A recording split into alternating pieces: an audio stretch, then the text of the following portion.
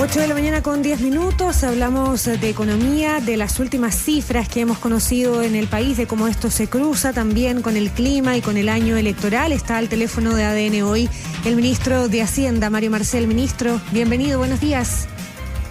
Buenos días, Paula, buenos días, Mauricio, y a los auditores y auditores de Radio ADN. Gracias por acompañarnos. Pues, ¿cómo comienza la semana? Oiga, críticas cruzadas, lo hemos estado conversando aquí en Radio ADN, el empresariado que en algunas declaraciones, la presidenta de la CPC dice que la inversión está estancada, desde la oposición que no es para celebrar crecer a un 2,5%, pero en paralelo, y ya conocíamos en los últimos días, la Organización para la Cooperación y el Desarrollo Económico, la OCDE, mantuvo su proyección de crecimiento para Chile en 2,4%, que entiendo es un promedio, dicen ellos, bastante alto para el promedio del grupo. ¿Cómo ve estas cifras que se cruzan y las críticas que está recibiendo por el manejo de la billetera fiscal, ministro? Sí, mire, Mauricio, lo primero es que cuando a uno le dicen que está celebrando por el solo hecho de citar los números, eso da una idea de que hay un sector de la economía, la política, que ha vivido en un clima de pesimismo del cual le cuesta sustraerse, ¿ah? Porque yo no siento que haya celebrado nada, solo cierto el hecho de que uno cite que ya está de manera bastante estable, ubicado en tasas de crecimiento del 2,5, ya no es el 0,2, ya no es el 1,8 de crecimiento potencial, no es el 2%, ya estamos por encima de esa cifra, y la OECD, en esta última proyección que hizo para la economía mundial, en el caso de Chile, subió en el margen las proyecciones para el 2025 y un poco más para el 2026, pese, cierto, a que a nivel más global prevé un impacto negativo de las políticas proteccionistas y la guerra comercial. A Estados Unidos le bajó 1,2 puntos porcentuales su proyección para este año y más o menos similar para el 2026. Entonces, yo creo que uno tiene que estar consciente de cuáles son los avances que tiene para ver qué es lo que le falta. Por supuesto que en Chile nos falta todavía muchas cosas que mejorar, pero si no tenemos claro lo que hemos avanzado, vamos a estar siempre volviendo como una especie de punto de partida. Ministro, la pregunta es otra entonces. ¿Se ha avanzado al ritmo que ustedes esperaban avanzar o es deseable ese ritmo? Porque el otro día, y lo voy a citar, el exministro de Hacienda Felipe Larraín el viernes conversaba con nosotros y decía, usted ya ha dicho que no está celebrando, ¿no? Pero él decía que no es para hacer ninguna fiesta, decir que la economía creció 2,5% en relación al último IMASEC. ¿Es deseable el ritmo con que ha ido creciendo la economía? Porque no es solo la oposición la que pone esto sobre la mesa, digamos. Claro, bueno, nuevamente, nadie está aquí en ninguna fiesta, ¿no? ¿Y qué es lo que tenemos que hacer para crecer más? Que es lo que todos quisiéramos. Bueno, tenemos que invertir más. Este va a ser un año en que vamos a ver un crecimiento de la inversión. Tenemos que trabajar en diversificar nuestro comercio exterior para que las exportaciones sigan siendo un motor de expansión. Lo fueron durante el 2024 y pese a que estamos ya en un clima bastante tenso a nivel internacional, el primer trimestre también tuvimos un crecimiento importante de nuestras exportaciones. Entonces eso son cosas que tenemos que hacer y lo otro que tenemos que hacer es ir abriendo y desarrollando nuevas industrias, ¿eh? Y en estos días hemos tenido anuncios importantes, por ejemplo en la industria del litio, ¿cierto? Con la asociación de Codelco y Denami con Río Tinto para desarrollar proyectos en 5 salares, proyectos de litio, y vamos a tener en los próximos días ya decisiones respecto a proyectos privados de litio, ¿ah? Entonces esa industria que hasta hace poco decíamos Chile se está quedando atrás, creo que nos vamos a cuando hagamos los números vamos a ver que de aquí al 2030 vamos a estar duplicando nuestra producción de litio respecto a lo que hemos tenido hasta ahora, ¿ah? Y así como eso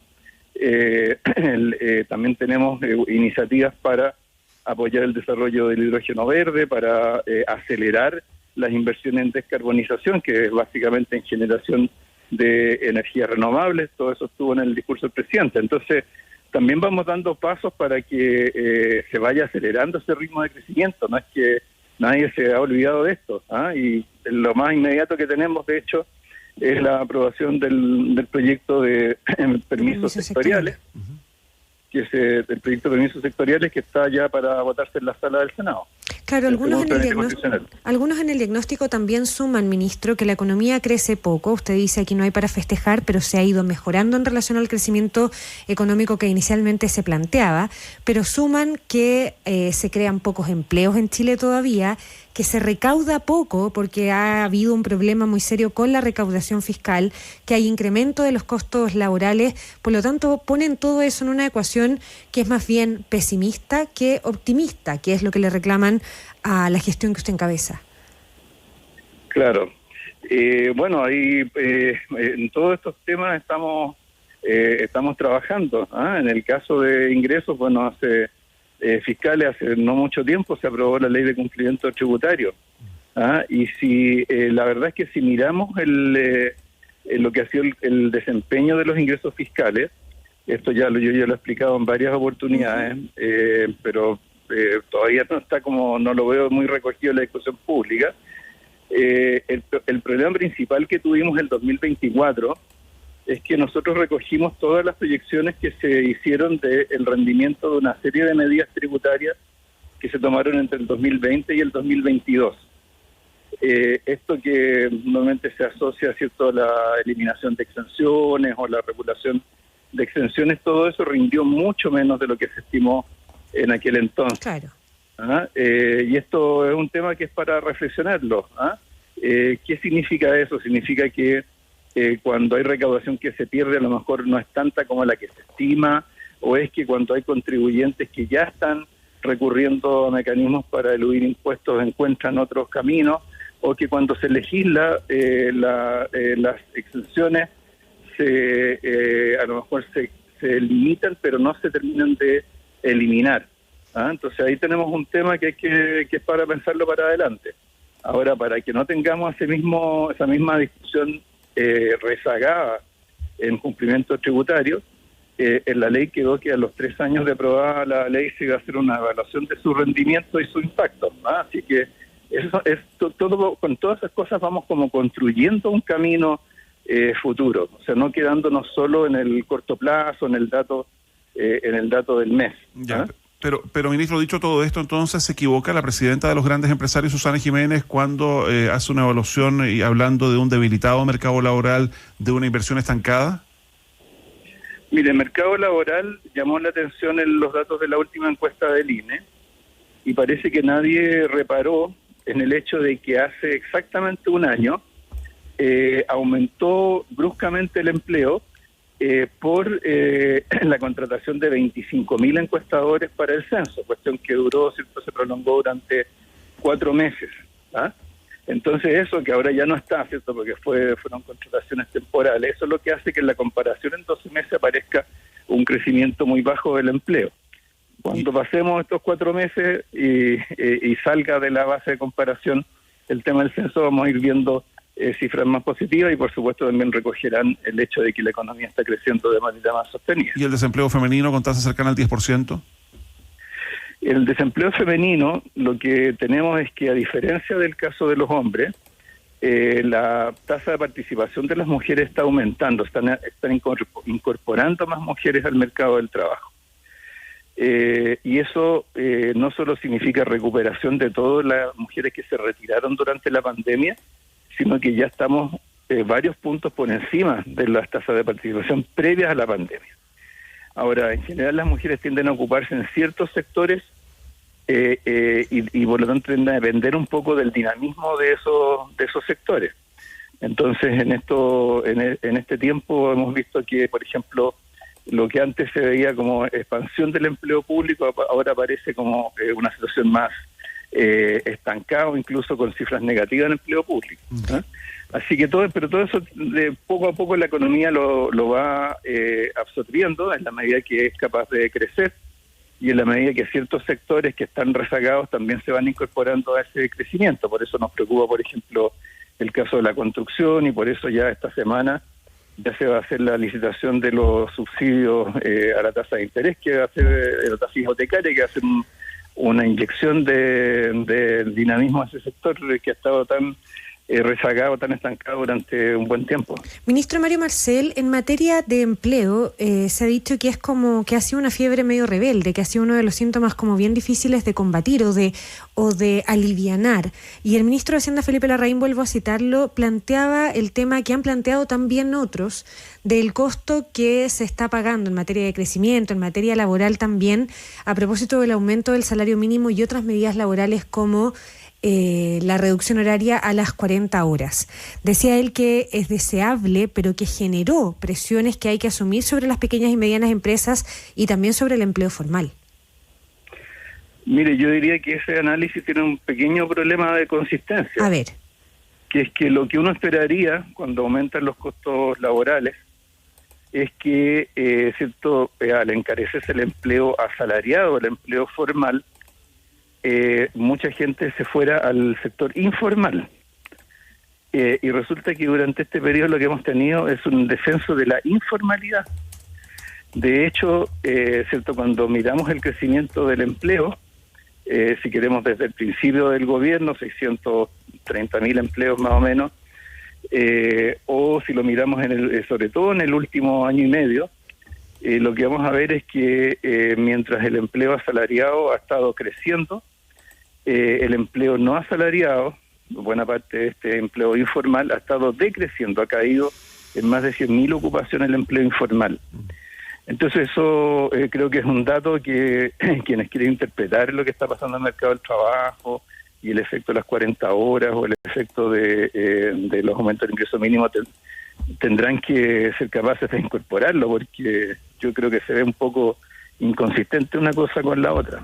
Ministro, no es primera vez que lo plantea en esos términos. Tendrán que ser capaces de incorporarlo. Antes, a propósito de los otros temas que estábamos discutiendo, usted decía, no lo he visto recogido en la discusión pública.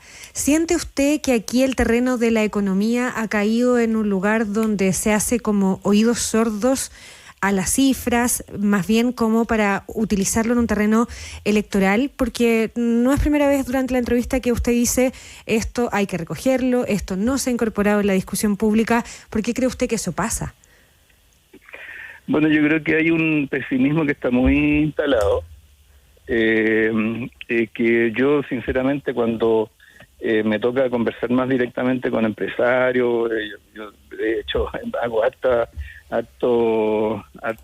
visita de terreno, uno ve algo bien diferente, pero desgraciadamente el debate público está muy marcado por ese. ¿Y usted por qué cree? ¿Cuál es su diagnóstico de por qué ese pesimismo, que usted lo llama así, está tan instalado en la discusión pública en materia económica? Se cortó el llamado ahí. Perdimos el contacto con el ministro de Hacienda, Mario Marcel. Estábamos conversando con él. No es primera vez que lo plantea, no solo durante esta entrevista, que hay ciertos elementos que él dice están sobre la mesa, que están en las cifras, que están metidos entre medios de esas cifras, que no son incorporados a la discusión pública. Hay un clima electoral en un año de elecciones, por supuesto.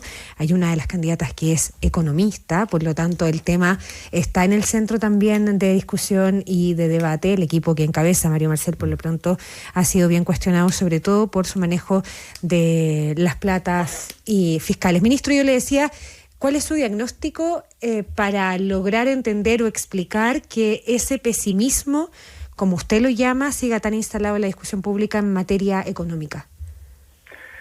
Sí, mira, hay, por ejemplo, cuando uno analiza, y hay en esto bastante literatura sobre la materia, por ejemplo, hay ciertos sectores que son muy emblemáticos en términos de marcar las percepciones de la economía. Uh-huh. Uno de ellos, muy importante, es el sector de la construcción. Y como veíamos recién, como comentábamos recién, es un sector muy golpeado durante los últimos 4 o 5 años.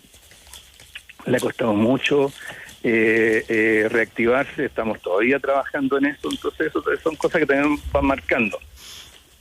Pero por otro lado, fíjese que es interesante que si ustedes ven la encuesta CADEM de esta semana, en términos de las percepciones sobre la situación económica propia, son las más altas, me parece que son desde el 2021. ¿Ah? Y lo mismo respecto de las percepciones sobre el estado de la economía. Entonces, aún pese, ¿cierto?, que el debate público parece estar muy marcado por este pesimismo, aún así la gente va viendo ciertas diferencias.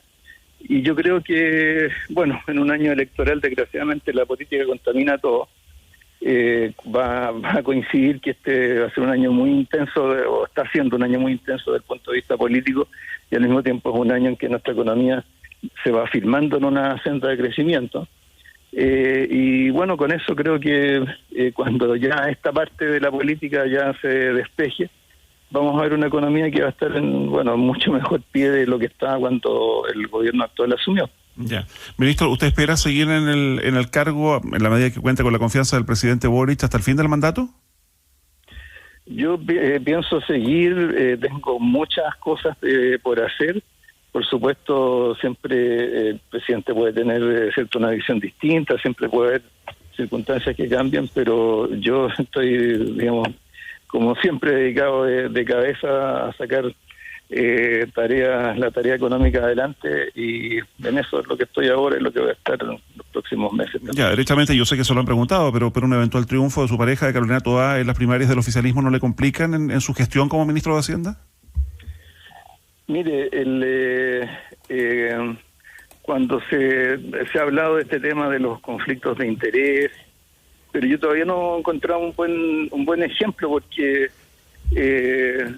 si uno mira lo que ha sido las prioridades en la asignación de recursos, en el trabajo nuestro como Ministerio de Hacienda, son las que el presidente ha dado, ¿ah?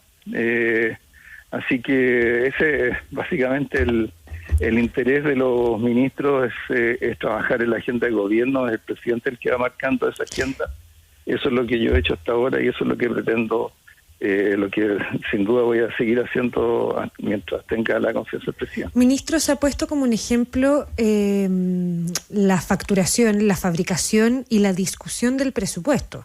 Un presupuesto que queda para el próximo año para quien asuma la presidencia del país, que puede eventualmente ser Carolina Toá, y de ahí se ha puesto como un ejemplo de que esto podría ser complejo para usted y para el gobierno, particularmente en ese trámite. Sí, mire, el presupuesto de partida, ¿cierto? Los parámetros del presupuesto están dados por la regla fiscal estructural, no, claro. O sea, es la regla fiscal la que define cuál es el límite de gasto. Dentro de eso es lo que hay que diseñar el presupuesto. El presupuesto se trabaja con todos los ministerios y servicios públicos en la parte de formulación, y después se examina, ¿cierto?, por el Congreso en subcomisiones. No hay ninguna ley, no hay ningún proyecto de ley que se examine tanto por arriba, por abajo, involucrando a tantos parlamentarios como la ley de presupuesto, porque, como ustedes saben, se forma una comisión mixta de senadores y diputados, se forman subcomisiones que toman grupos de ministerios.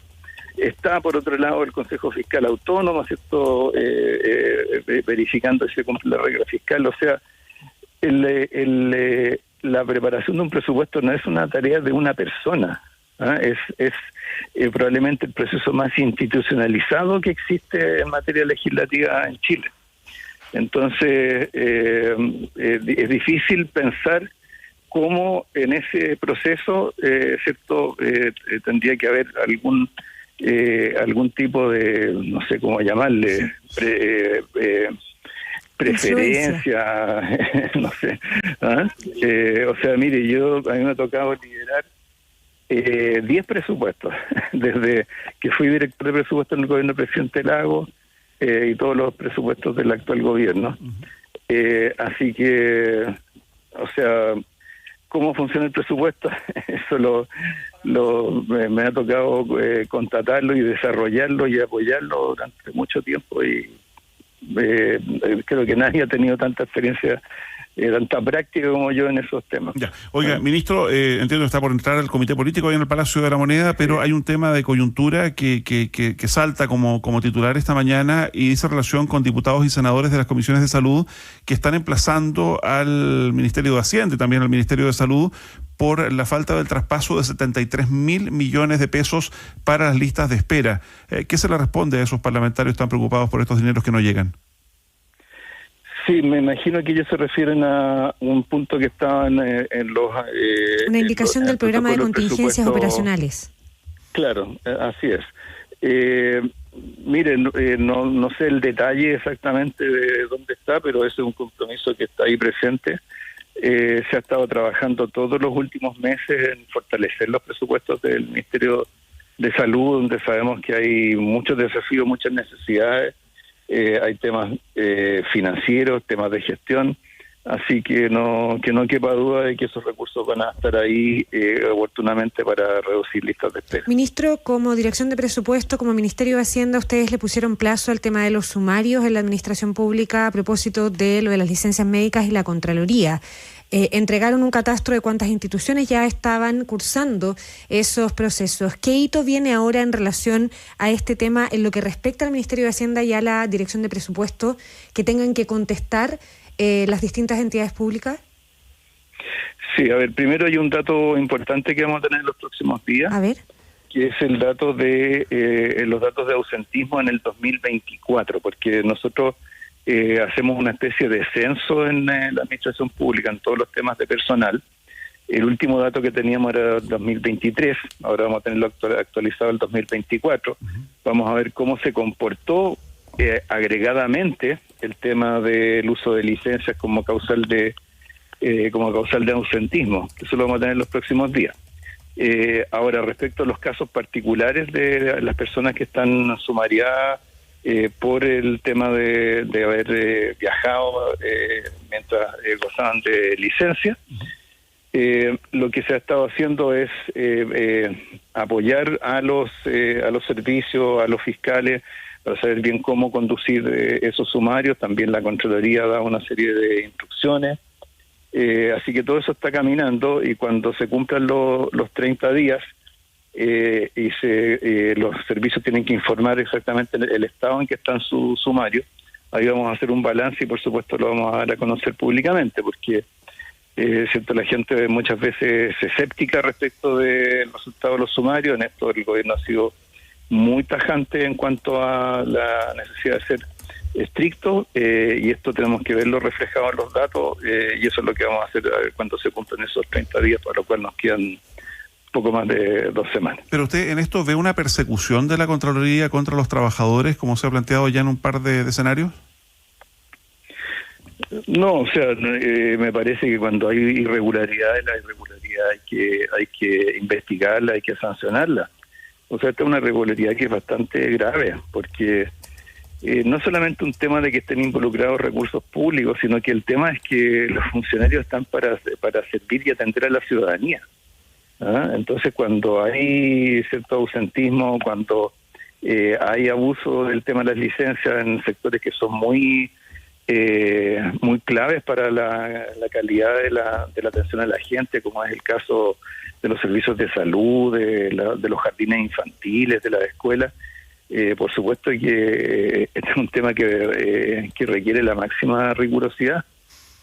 Ya, ministro Mario Marcel, de nuevo muchísimas gracias por estos minutos en Radio ADN. Muy buenos días. Muy buenos días a ustedes y a los auditores y auditoras de Radio Gracias, ADN. ministro. Buen día. Hasta luego.